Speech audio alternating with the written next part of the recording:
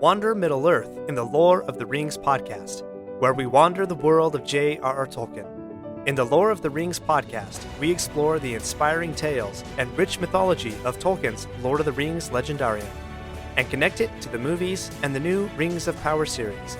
Available on Apple Podcasts, Spotify, Google Podcasts, and more. You'll find a new lore-packed episode every Thursday.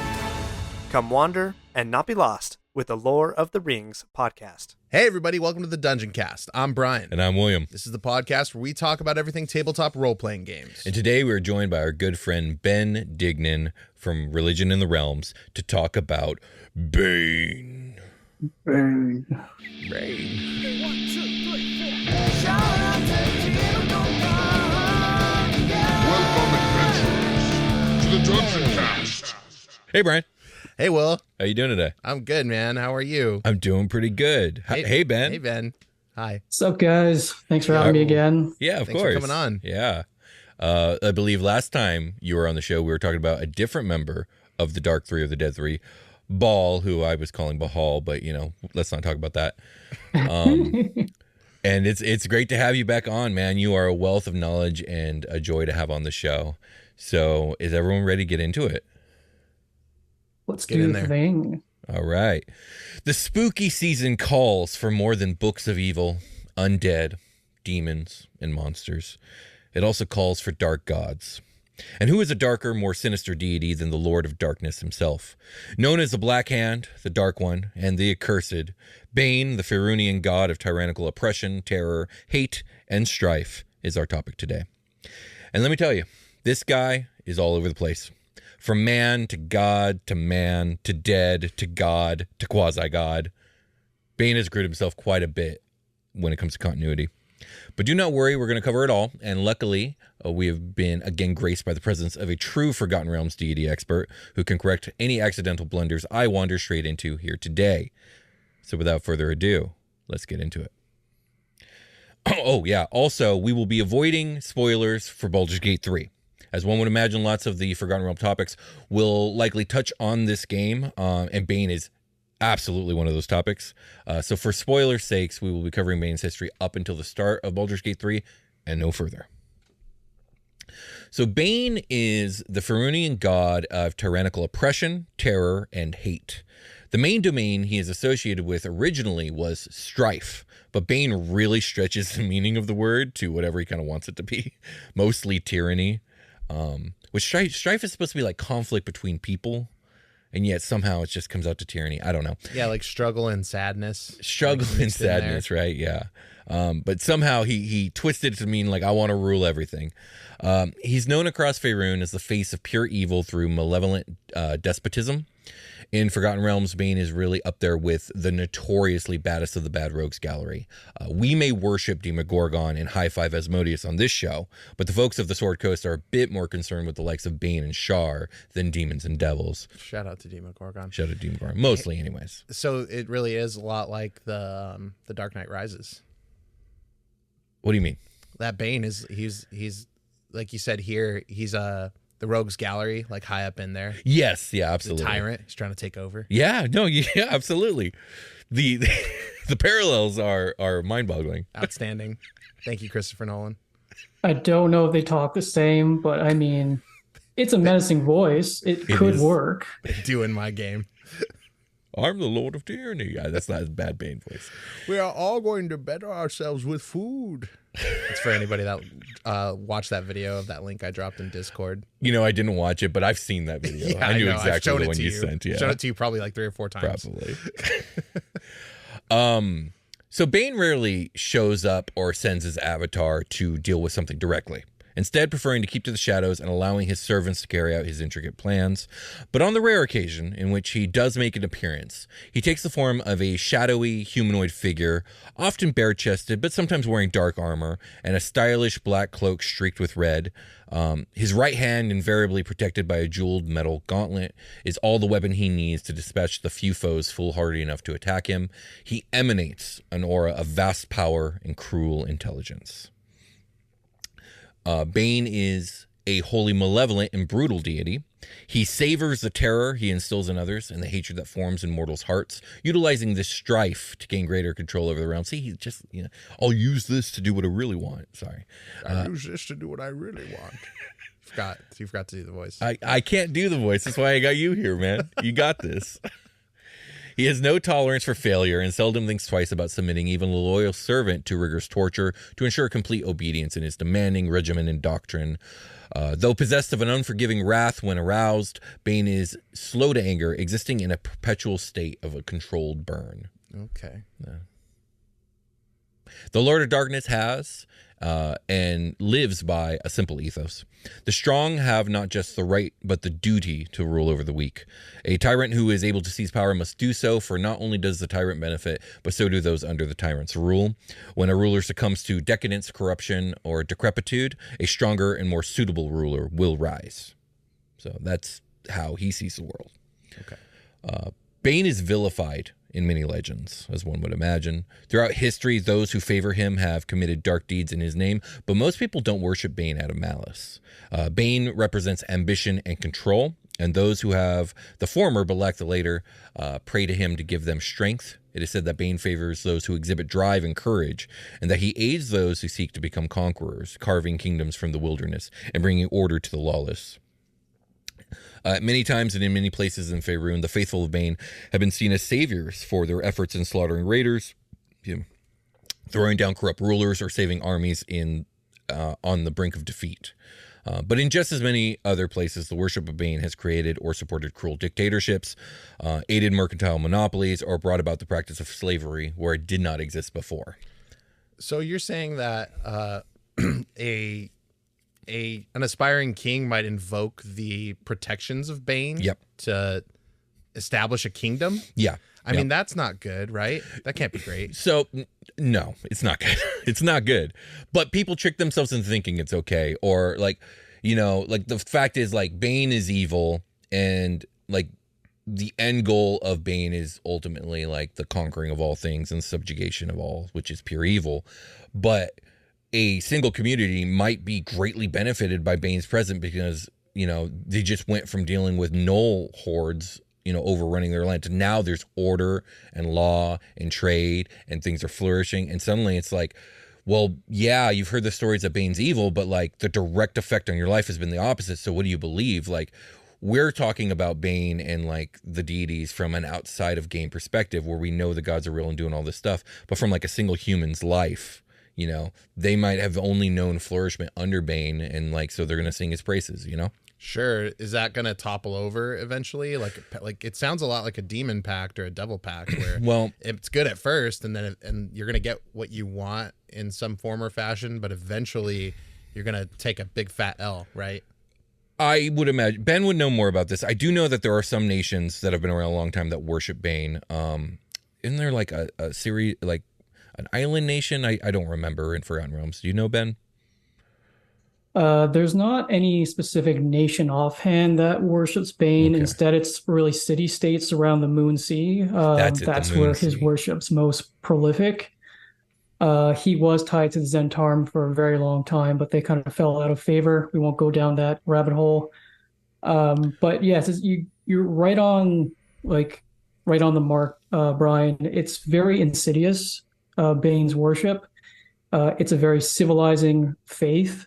There's a reason why he's likely so strong as he is, because he's so favorable to civilization. That means he works for peace to inevitably kind of install his faith and then work towards their own evil ends. Even then, Bane does technically have some lawful neutral worshippers. They kind of view his tenets in a different way, more as that kind of stabilizing kind of force in a wild and threatening world like it is in the Forgotten Realms. So there is a reason why Bane got up to the power level he attained. Yeah, he's got a lot of worshippers because you're starting cultures. You have whole city states, like you were saying, full of people. So yeah, he is lawful but ultimately lawful evil. Yes. Okay. Ultimately, 100%. Yeah, Got but it's hard. I think a lot of people are drawn to him because of the amount of order and safety and peace and stuff that he technically does provide. Yeah, I mean, you're gonna establish your foundation, and you need those people to be like well. Right. So that makes sense to me.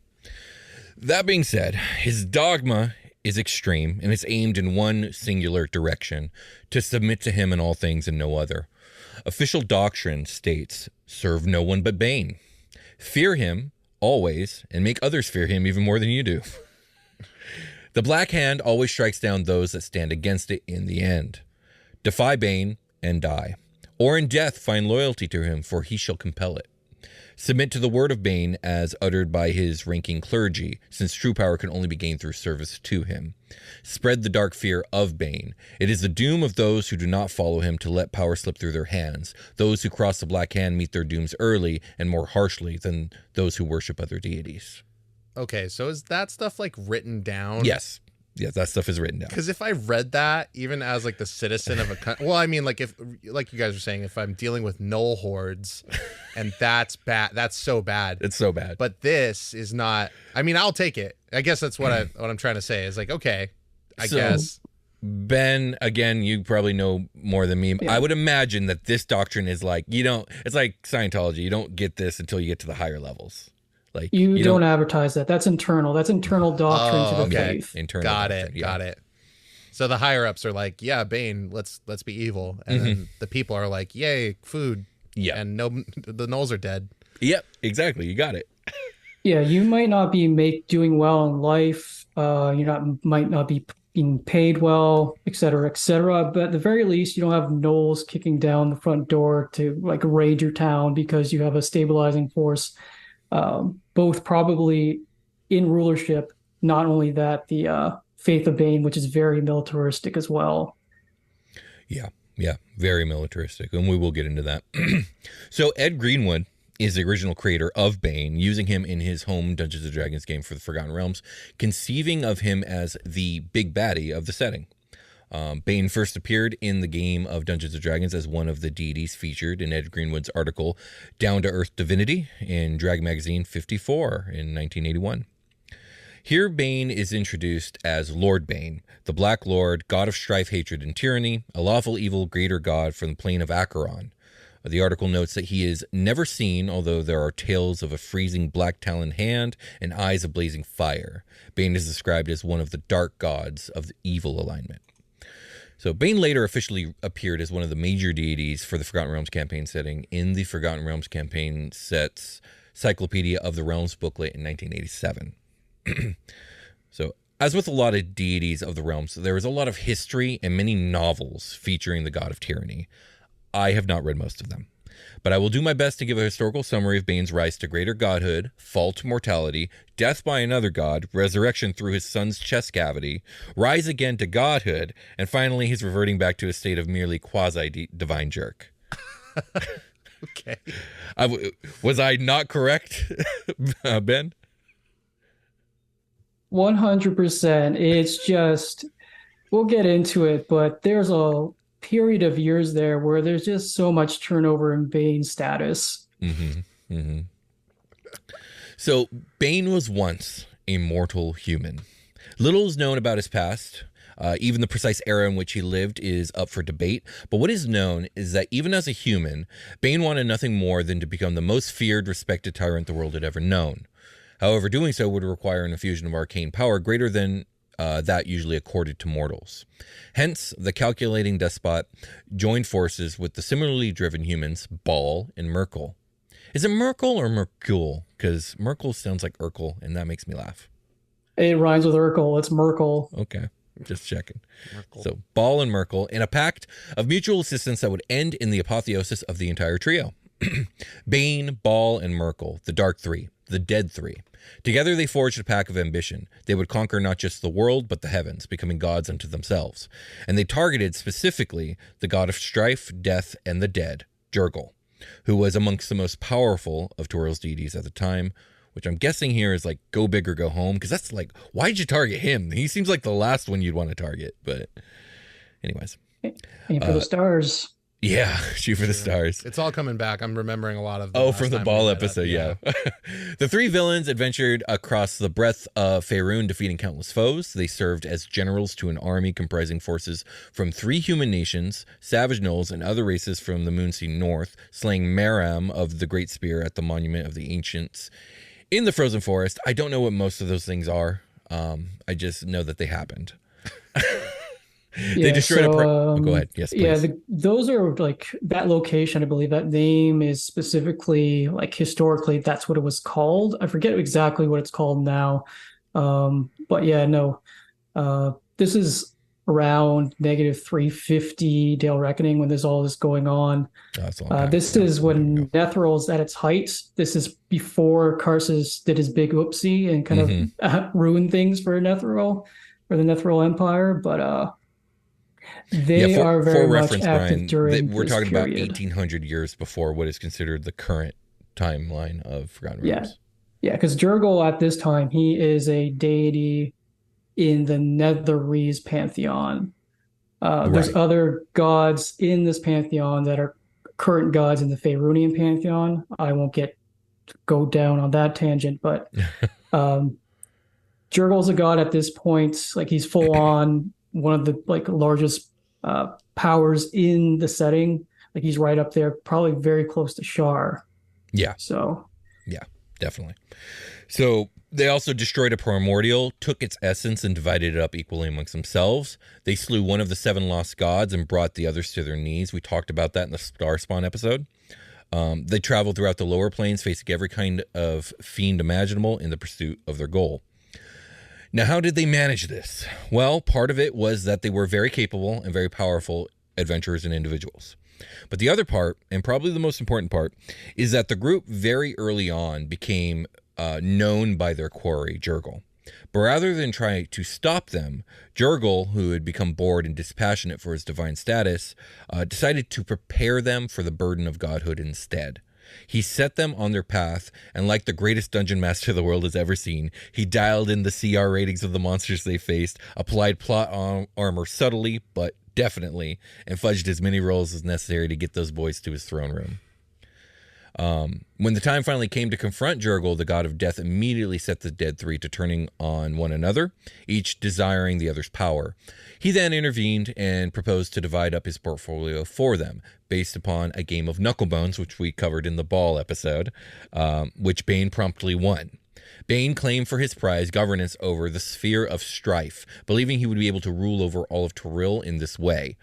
As it turned out, however, Bane would not only have to contend with Baal and Merkel, who became powerful gods in and of themselves, but with the rest of the divine, who would become his most hated foes. So, would you agree with me about this information about Jurgle kind of setting the path for them? Oh, 100%. Yeah. Just to touch on a detail there, the way that the Dead 3 like stole divine power from these 7 lost gods, not all of them, but some of them, was through an artifact called the Jathaman Dagger. Briefly touching on Jathaman, it was a cult during the era of Nethral that hated the gods to the point that they sacrificed many of their members in a ritual to create essentially a dagger that could bypass the divine protections of the gods. And Jurgle basically saw what they did, imprisoned the cult inside a Colosseum and killed them, and then took that dagger in particular, and as you said, very much like a dungeon master, provided Bane. It's usually Bane that's receiving these visions, received a vision and kind of led him on the path to get that specific dagger. So yes, this is Jurgle's machinations 100%. Gotcha. Yeah. Okay. So now we're going to move forward to the time of troubles, which is a huge jump in time, but I don't know if there's anything between kind of when they become gods and the time of troubles that you think should be covered in the history span. If you do, like, we could talk about it here and now. But it seemed to me the next major thing to jump to. Yeah, so the one big thing I would touch on is you're probably going to talk about Bane's son eventually, yes. But in this period, Bane does have some sort of relationship with, it's kind of bandied back and forth as to who it was, either an evil paladin or a fiend, a demon, which is surprising given his alignment, being lawful evil. But at the very least, during this period, a son of his is birthed named Yaktu Zim. That's a mouthful. But Zim kind of shows up around 710 DR for the first time, at least in recorded history in the lore. So that's kind of really it that's leading up to this point. More or less, he's really kind of, as he becomes a god, he's building up his power to the point that he's rivaling some of the strongest like evil powers in the realms. Mainly Shar being like the big bad at this point. Yeah, Shar is definitely. But like Bane works his way up to being a greater deity during this period. So we're going to move forward to the Time of Troubles. But Bane didn't just have to endure the Time of Troubles like most deities at the time did. He, along with Merkel, was the very cause of it. So at this point, Bane has been a mighty and dark deity for quite some time. Feared Faerun over, but that's not good enough for him. He wants to rule everything, and it just isn't coming together for him. Too many other stronger, older, richer deities hogging up all the divine power rankings. So what does he do? He decides to cheat. He calls the old team back together for one more job. This time, they were going to steal the Tablets of Fate. Powerful artifacts in the form of stone slabs that served to maintain the balance between the forces of law and chaos, and acted as a barrier between the worlds of Aebir and Toril. Created by the overdeity Ao. I was waiting for Brian to say, what was it, Everything Dad? My Everything Dad. My Everything Dad. Created by the overdeity Ao after the first thundering of Aebir Toril. The plan was to steal the tablets and absorb some of Ao's power / rewrite the tablets to become the strongest gods on the block. But this ended up backfiring in two ways. The first way, the tablets in a way kind of just ended up being tablets that they couldn't use in the way they had assumed. So they ended up hiding them in Faerun and pretending like it didn't happen. But number two is Ao found out and was very, very upset about it. He's super pissed. Yeah, Ao's not going to DM you through to just give you the tablets and make them work, I guess. Yeah. So when Ao discovered the Tablets of Fate were missing, he summoned all of the deities and asked for those guilty to hand them over. When no one came forward to admit to stealing the tablets, Ao cast down all the gods from the heavens, taking their divine power in the process. Ao then tasked Helm with guarding the celestial stairways, which would lead the deities back to their divine realms. It was Ao's hope that through this, the gods would learn not only to be content with what power they had, but to respect the needs and wishes of their worshippers. But what it actually led to was a ton of deities dying and mortals becoming gods in their place. Okay, so it's a reorg. Why doesn't Ao know what, like, you can hide information from Ao? Ben, tell me about Ao, because I'm always confused about the overdeities' like role and status. Yeah, so Ao knew 100% who took his tablets. He always knew that. This Time of Troubles was very much punishing the gods. He was sending them down to pretty much teach them a lesson. That's all this was. Helm, an opportunity to humble everyone. Only one exception here. Helm was given, he was left to still have his divine powers, so he could guard the ways to the outer planes from the rest of the gods who were kind of at this point still powerful, but they were just in their avatar forms. So yeah, this is Ao just pretty much giving them all the middle finger.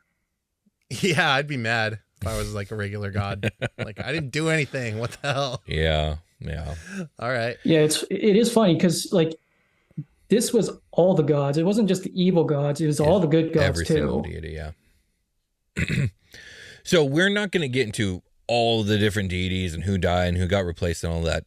But suffice it to say, Bane got murked by the young god Torm, patron deity of paladins and the god of duty, loyalty, righteousness, obedience, and law. Subsequently, the majority of Bane's power fell from him to the mortal Cyric, who's definitely going to get his own episode because the dude's a crazy asshole, who temporarily claimed the powers of all the dead three, all of whom perished in the Time of Troubles. Also, though, a smaller portion of Bane's power fell to his son, Yaktu Zim. Is that how you say it?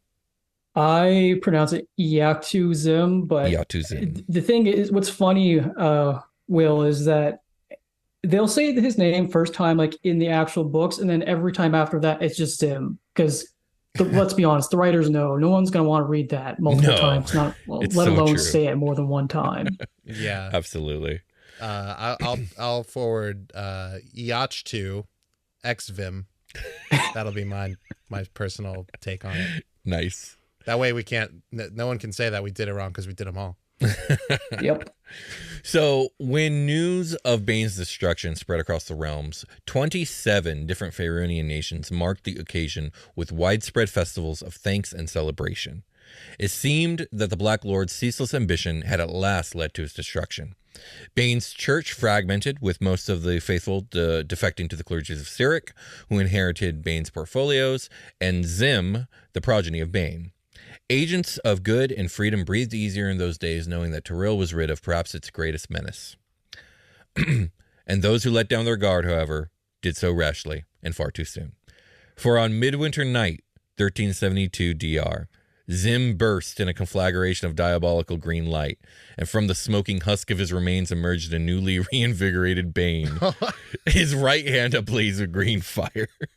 Zim, it appeared, had been little more than a sentient cocoon, a shell in which grew a festering larva that would in time become Bane. Within days, the Zimvlar clergy had converted to the worship of Bane, and a great evil once again cast its calculating stare over the lands of Faerun. Oh my god, he did a reverse King Piccolo. He did. That's so funny. Now, Ben, what do you got on the chest bursting here? The lore never really talks about this, but there's some definite parallels between what Baal did and what Bane did. Oh, yeah. Baal kind of cast a wide net and had many progeny. So many Baal spawn. And those progeny, called the Baal spawn, killed each other off eventually, to the point that eventually when the last one kind of did the deed and killed someone, he reemerged as a god. This was during the Second Sundering, so it's further in the timeline than this. But Bane, I imagine he probably likely had more than one kid, but at least he had one powerful kid. And that kid absorbed some of his power. And you can see where I'm going with this. They kind of very different, they're almost the same contingency, just in a different way. Yeah, they're pretty much the exact same contingency. Yeah, I've just been curious as to why if maybe there was conversation between them back when they were gods, because of course they're allied with one another. Yeah. They talk all the time. Yeah. My personal theory is that Merkel kind of had a conversation with his two buds, and then kind of they're like, well, Merkel, what can we do so that if we die, what kind of contingency can we have in place? And then Merkel, being like a god of the dead at that time, kind of dispense with like these rituals, this magic, and in a way they put a contingency in place for both of them, not in the exact same way, but in a very similar way. That's all personal theory, though, just something I've noticed. I mean, it sounds very plausible to me, considering like these three are just constantly in cahoots. They're besties for sure. Yeah, it sounds like they got like a general scoped out blueprint of what to do and just like figured the details out in their own way. Yeah, I like that. Here's a question. I haven't done pretty much any reading on Merkel outside of what I've read in the Baal research and the Bane research. And I don't know how did Merkel end up coming back to life. I know how Baal and Bane have, but so Merkel, I wouldn't say he exactly had a contingency in place like Baal and Bane. When he got killed by Midnight, who would then become Mystra, on top of Blackstaff Tower in Waterdeep, his essence kind of flew into an artifact called the Crown of Horns, I believe it's called. And in that artifact, like his essence kind of remained up until a point. I don't know if it was during the spell plague, but very least it was kind of growing again.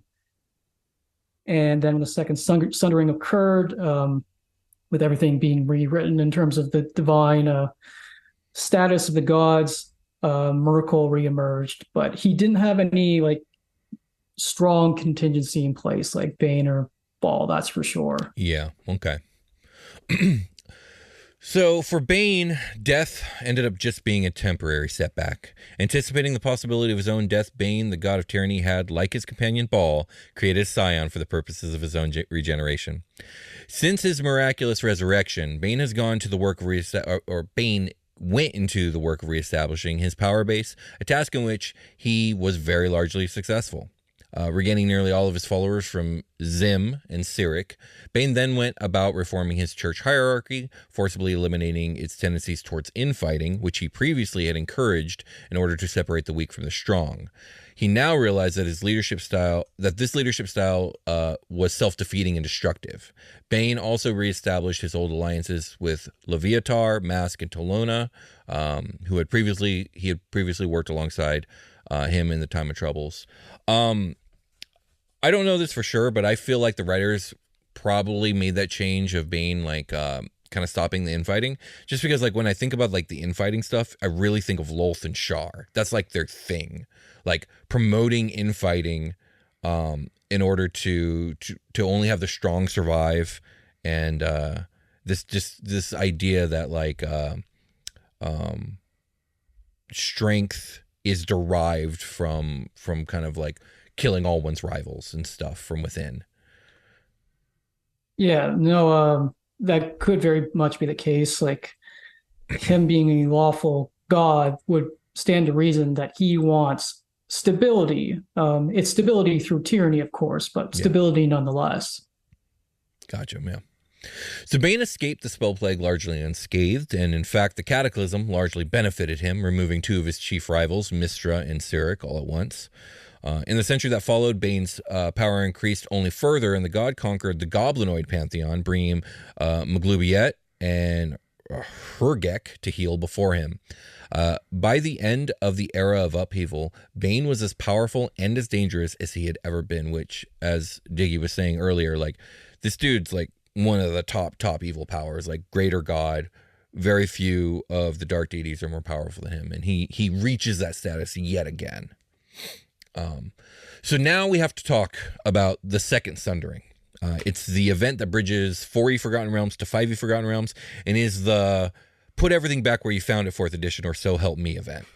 That's how I see it anyways. I know I'm being a little bit like hand wavy with it, but when Ao, the Overgod, destroyed the Tablets of Fate at the conclusion of the Times of Trouble, or Time of Troubles, he instigated the era of upheaval. The tablets defined the laws of realm space and kept it relatively stable. Without them, chaos ensued, and the worlds of Eber and Toril, separated many thousands of years ago, slowly started to overlap. The spell plague drastically sped up this process. The spell plague is, I don't know if we've really talked about it, Brian, but essentially, I'm pretty sure it's like the whiplash effect from Mystra dying.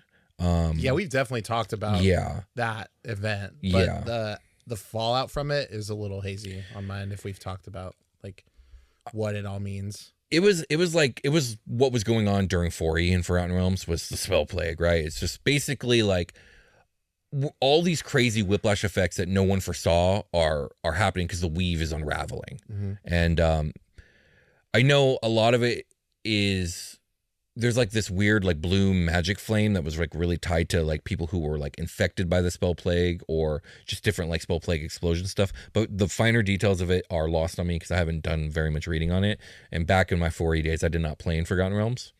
I don't know if there's anything you wanted to summarize the spell plague for us, Ben. No, that's very much a good overview.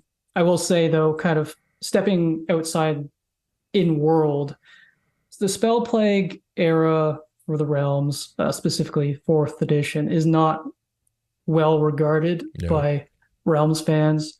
It's kind of funny. You say the word spell plague in really any Forgotten Realms community, you will get kind of grimaces and groans because a lot of people are not fans of it because of the wide swath of changes that came along with it. Not to say it shouldn't be touched on, but again, just for those who aren't aware of it, it's not a well-regarded part-time of the realms. And that is why with the Second Sundering in 5th edition, you can see very much the changes brought about in 4th edition, specifically a lot in the gods being reverted back to how they were in 3rd edition, 2nd edition, and 1st edition. Yeah. And I've said it before, I'll say it again. I love 4E and I love 4E lore, and I'm not the biggest Forgotten Realms fans, but I will say that 4E did Forgotten Realms dirty, so I don't blame fans for not liking what 4E ended up doing to their favorite setting for sure.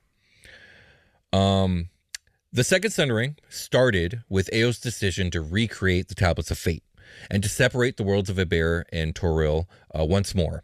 The deities were unsure of what this would do to them and their power, and many of them made efforts using their most powerful servants to prepare for the upcoming Sundering. They knew it was coming. They're not sure what the fallout's going to be. So basically, my perception of this was a lot of gods, most of them, start scrambling to just gain as much divine power as they can, not knowing what the fallout's going to be. Can you just ask Dad? Right? Maybe they could. See, maybe I'm wrong. I don't know.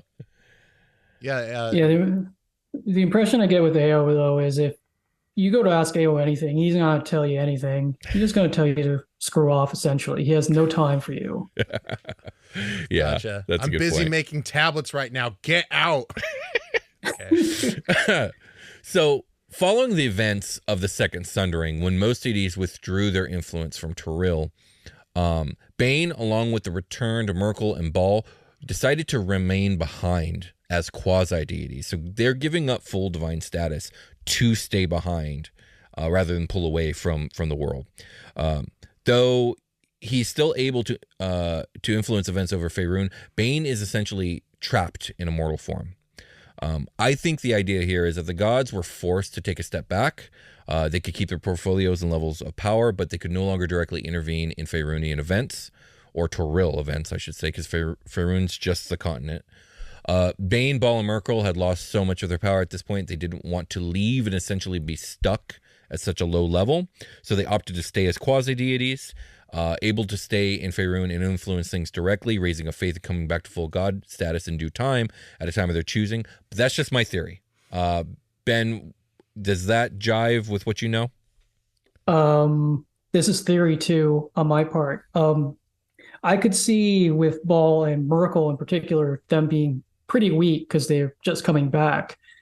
The real question is, why did Bane abdicate being a greater deity? Right. That's a good point. Because he was doing very well during the Spell Plague era, and very likely during the Second Sundering did not really lose all that much in the way of worshippers. So why did he decide to just be like, I'm going to give up greater deity status and join my buds down on the surface of Faerun? Now, the Dark Three, the Dead Three, whatever you want to call them, they're always up to shenanigans as it is, so likely something's afoot with them. Agreed. That's an agreed. in progress sort of. That's builder. We don't want to get into spoilers territory. Oh yeah, okay, Yes. gotcha. So that leads to Baldur's Gate 3, which I do believe it's no secret that the Dark Three it's mostly Baal, I think, maybe I'm wrong, are very tied to Baldur's Gate 1 and 2, so it's no surprise that they would be linked to 3. I haven't played 1 and 2 though. Do you know, Ben? I haven't played 1 or 2, but as far as I understand, Baal is front and center in those games. Maybe Merkel and Bane have like mentions here or there, but as far as I'm aware, they really aren't central, for lack of a better term, characters in those stories. Gotcha. Okay. All right. Well, I think we have come to the point where a short rest is necessary, and we'll come back and we'll continue this journey through Bane's life.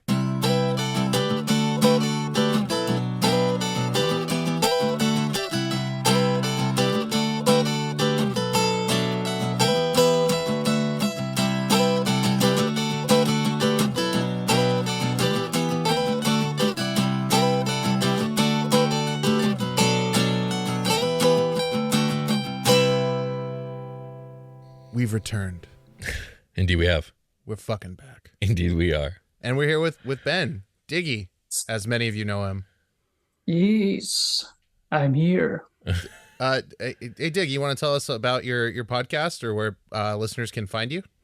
Sure. So, my podcast is called Religion in the Realms. As the name implies, it is strictly a podcast about the gods in the Forgotten Realms. When I first started the podcast, I covered the Drow Pantheon.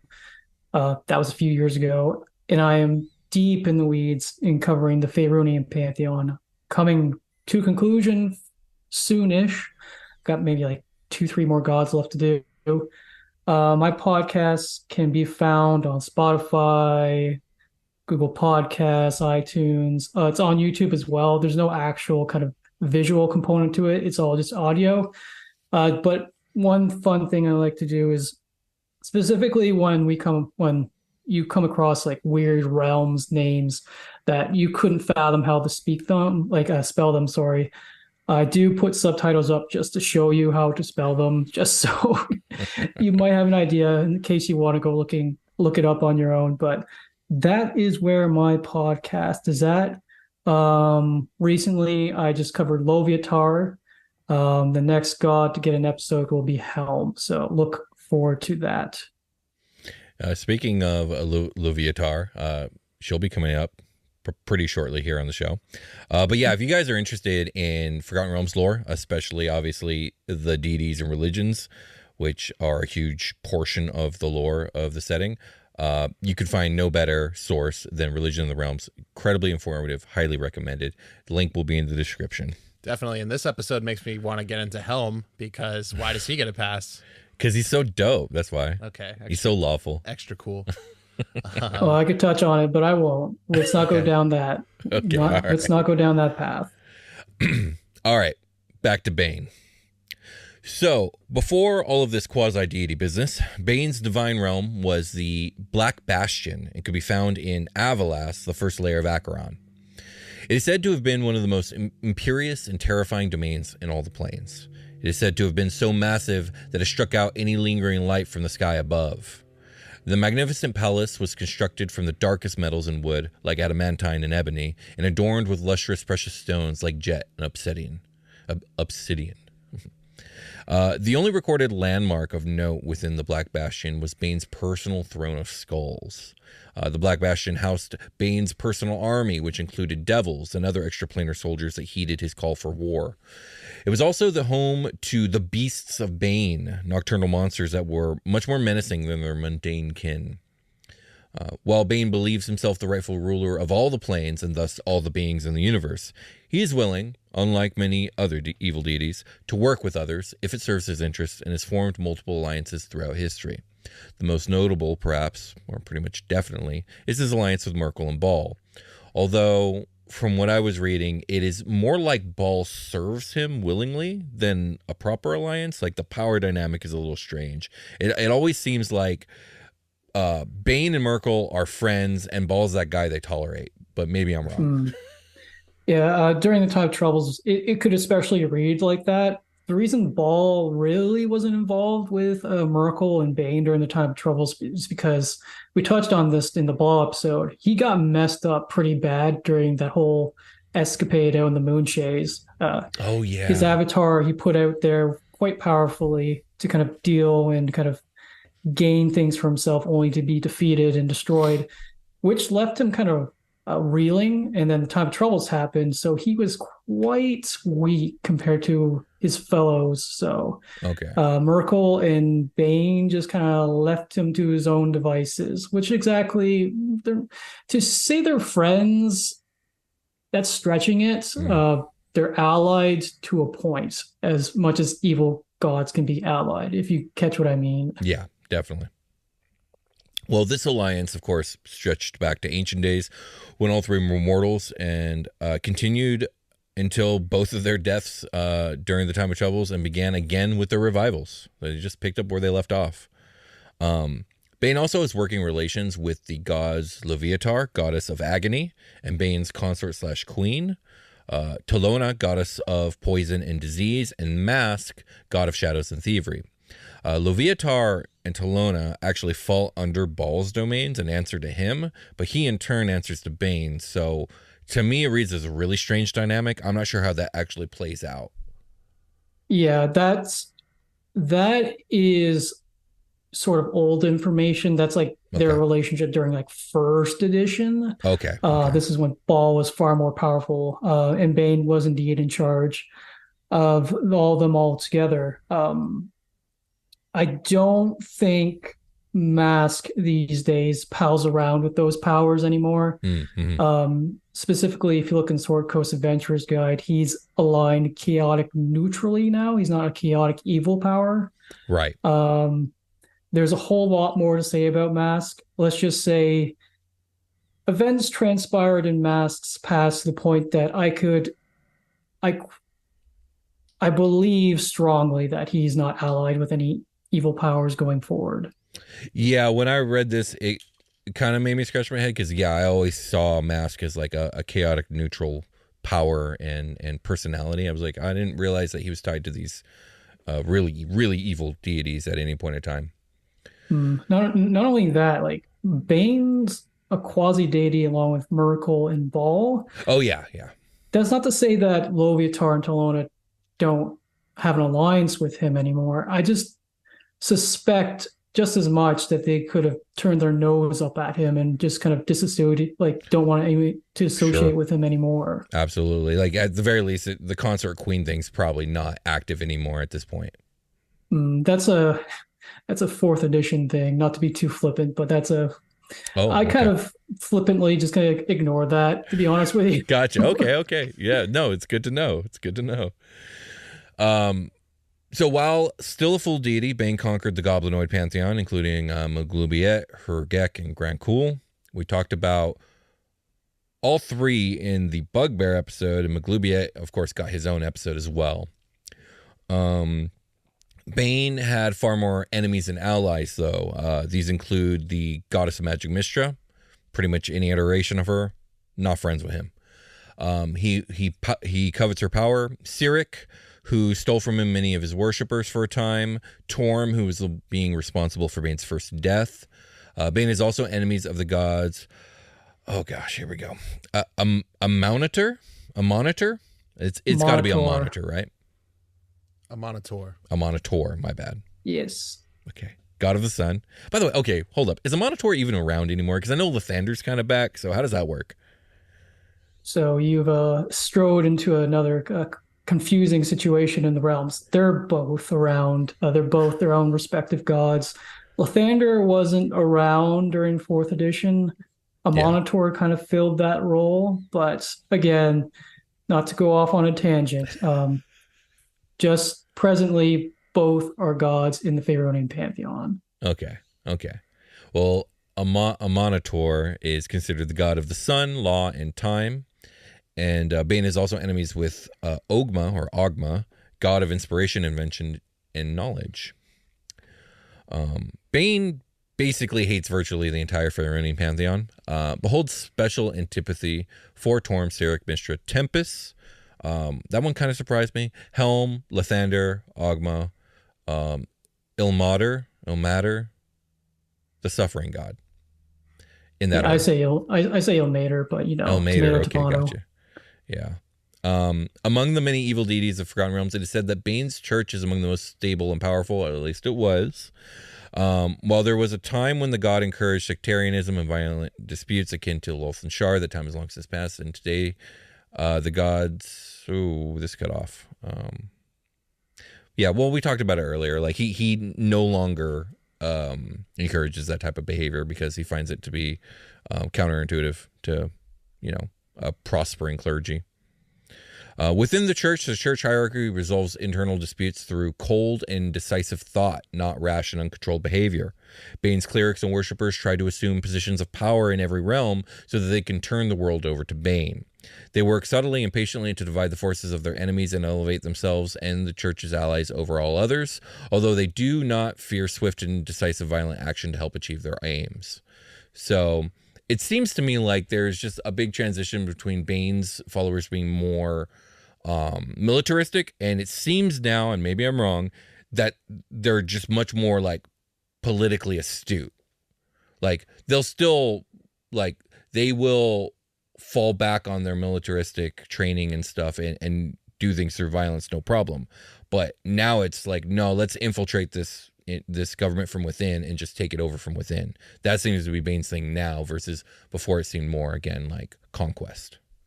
I think what happened is, especially when he perished during the time of troubles, obviously his church faced a major setback. And by that time, like, the cat was out of the bag. The good powers know what Bane's deal was. But up until the time of troubles, he built himself up so much in power that, not that he couldn't be touched, but he was hard to kind of combat. Third edition onwards, he had to be a little bit more insidious with his church and having it built up, endearing itself as much as it could.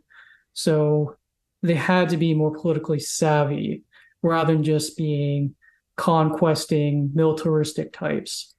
Gotcha. Makes sense. Yeah. So Bane's clerics pray for spells at midnight. They have no calendar-based holidays, and rituals are held whenever a senior cleric declares it time. Rites of Bane consist of drumming, chanting, doomful singing, and the sacrifice of intelligent beings who are humiliated, tortured, and made to show fear before their death by flogging, slashing, and crushing. Clerics and paladins of opposing faiths are the preferred sacrifice, though other favorites such as unicorns, children, and celestials remain popular within the church. Sorry. Bane's tyranny is known throughout the continent, and his is the image most seen as the face of evil. The commoner sees Bane's clerics as petty would-be dictators, unafraid to use immoral tactics and agenda. The adventurer sees the clergy as constant interlopers and enemies, agents of a rigid, evil philosophy who side with monsters, devils, and savage humanoids to further their wicked ends. Canny nobles glimpse the truest threat, that some of their peers pay homage to the Black Lord to gain through guile and subterfuge what soldiers cannot conquer by force.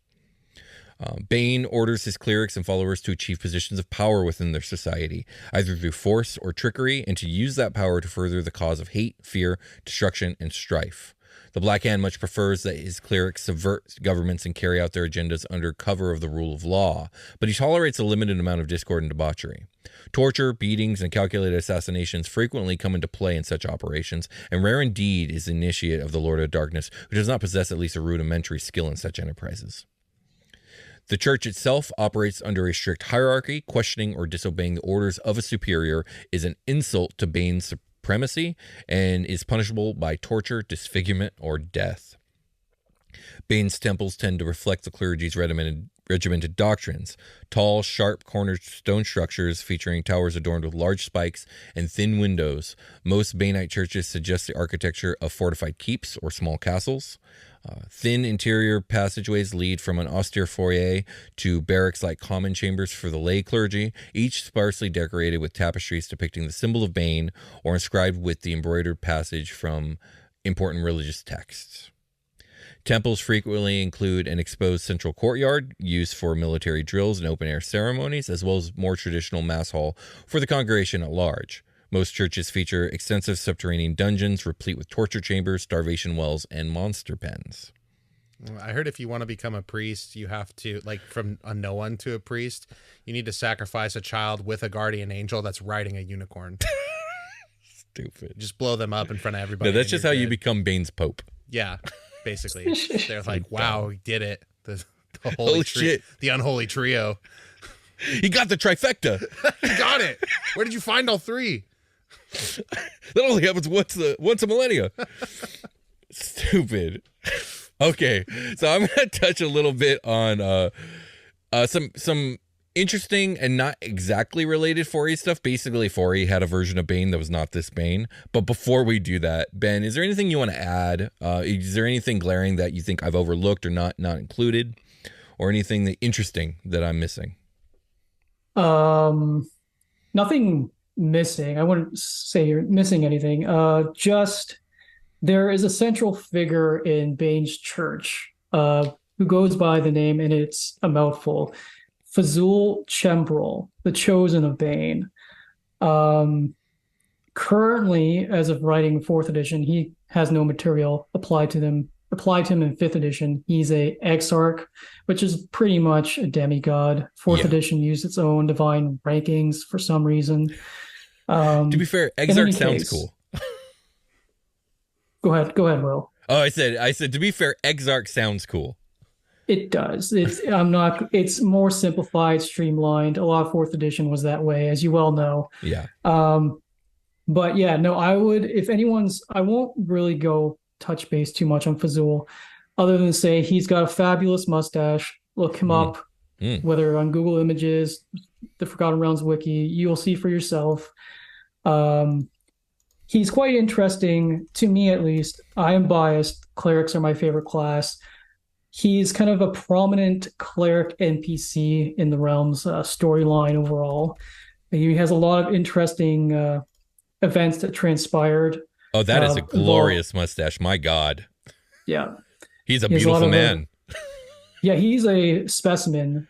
Indeed. Definitely some sort of war cleric at the very least, to use 5th edition terms. But yeah, he's got a lot of involvement in not just the source books, but the novels. He's a central character to Bane and Zim, and to a degree, Cyric. But I won't kind of bog down that any more than I've already. Just to say, he's a figure to look into.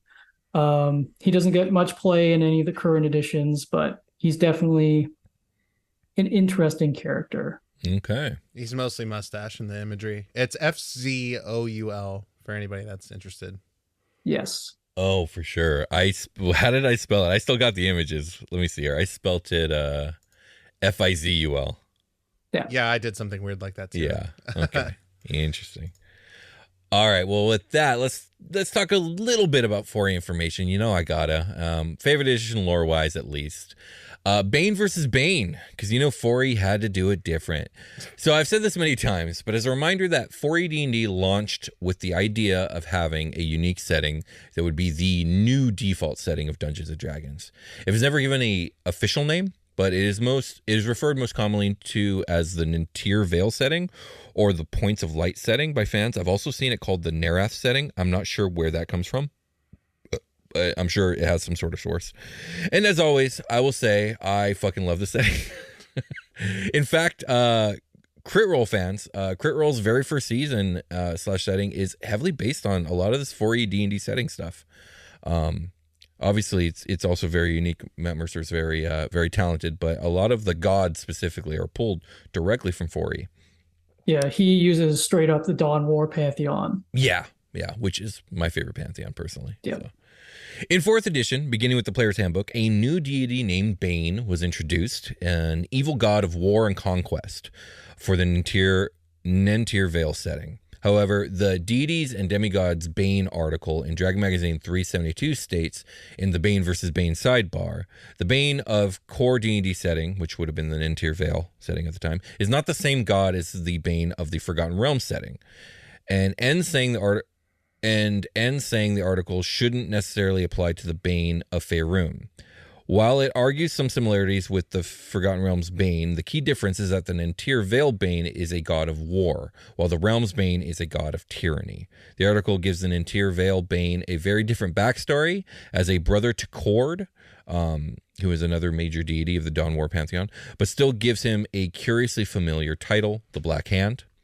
As an aside, I think I fell in love with the 4E Pantheon because it's basically the best bits from Greyhawk of Forgotten Realms with a few kick-ass new ideas like the Raven Queen and Arathis, Goddess of Civilization. And I think not having the context, being a new player, I was just like, oh, all these gods are so cool, and this is just such a tight, awesome pantheon, not realizing like, oh, well, they grabbed like 5 of like the more popular Greyhawk deities and like 4 of the more popular Forgotten Realms deities, and then they made up a few where there was like lacking space. So yeah, just want to throw that out there. That last bit was confusing as hell, the double Bane thing. Bane versus Bane? Yeah, one of them is Bane and the other one is Bane. Stupid. Yeah. It's needlessly confusing. It is very needlessly confusing. From my perspective, I don't know why Bane couldn't exist in 2 pantheons. Yeah. Given how powerful he got, it makes no sense to me. Gods move across settings all the time. That's usually like the racial gods, except like human gods, like so Corellon, Moradin, gods like that. But to me, why wouldn't Bane kind of put his eggs in more than one basket, so to speak? Right. And why do we need an article specifically saying like these Banes are different? Like, but the Corellon is we don't get an article for Corellon or Moradin, who are both part of the same Dawn War pantheon. Bahamut and Tiamat are both part of that pantheon, and we don't get. I mean, maybe a few of these articles exist, and I'm unaware of them. But why did Bane specifically get this article saying like, no, they're different? Yeah, why name it the same fucking thing if they're so different and you need to explain it? Exactly. Just make them different. Yeah. Oh well. Fourth edition's weird. Yeah, maybe they're like, I really like Bane. The name is, the whatever writer, they were like, this has to stay. I'm not giving that up. The only thing I can think of is I think Bane might be the only like Forgotten Realm specific deity that was plucked and put into this pantheon, and maybe the fans were not a fan of that. Because let me pull up the Dawn War pantheon because I'm pretty sure almost all of them are from Greyhawk. 100%. There's no other Forgotten Realms deity in that pantheon. Yeah, that's got to be like what it was. Pelor, there's Cord. These are all Greyhawk gods. Even then, I don't know if they specifically are kind of the same gods, just in different settings. Right. They might be, they might not be. Like, again, I don't focus on Greyhawk, so I have no idea personally. Yeah. Greyhawk's newer for me as I've been getting more and more. We've been doing more episodes on the show, but I gotta say, the more I read about the Greyhawk setting, the more I'm like, this setting's pretty fucking cool. Yeah. All right. Anything we want to add about Bane? Nope. I think we got it. All right. Well, with that being said, let's get ready for a long rest. Oh well, before we do that, okay. Typically on these we don't really have a traditional long rest. Oh, that's true. That's actually, true. let's let Diggy plug one more time. Diggy, where can our listeners find you? Should they feel so inclined, which I think they should. All right. Mm-hmm. So podcast Religion in the Realms. It's on YouTube. Again, no visual component to it. Spotify, iTunes, Google Podcasts, all that. The podcast is on Twitter or X, whatever you want to call it. But I've also got an account on Mastodon. Past that, that's kind of what I have for socials. If you do want to reach out to me, I am on the Dungeoncast server. So by all means, tag me there, shoot me a message. I'm always down to answer questions or talk about the realms, not just the gods. Past that, my contact information, it's in my episode description, so just look me up. You'll find all the information there. Awesome. Yeah, you can find a link to the Discord in the notes below this episode and any other episode that we have. But thanks a lot, Ben. We really appreciate you coming on, man. It was awesome. Yeah, man. Thanks again. We'll have you on again, probably for Merkel. Always. Love to talk about the gods, despite how confusing and how much of a mess they might be. That's half the fun, honestly. It is. All right, Ben. Well, you have a good one. We will talk to you later. All right, let's call it a game. And then... Sweet. And the recording down here. We good? Yeah. Cool. All right, man. I don't know. My buttons are messed up, so we'll catch you later, Ben. Thanks a lot, man. Yeah. Thanks, dude. Super appreciate it. No problem. All right. See ya. We'll catch you later. Take care.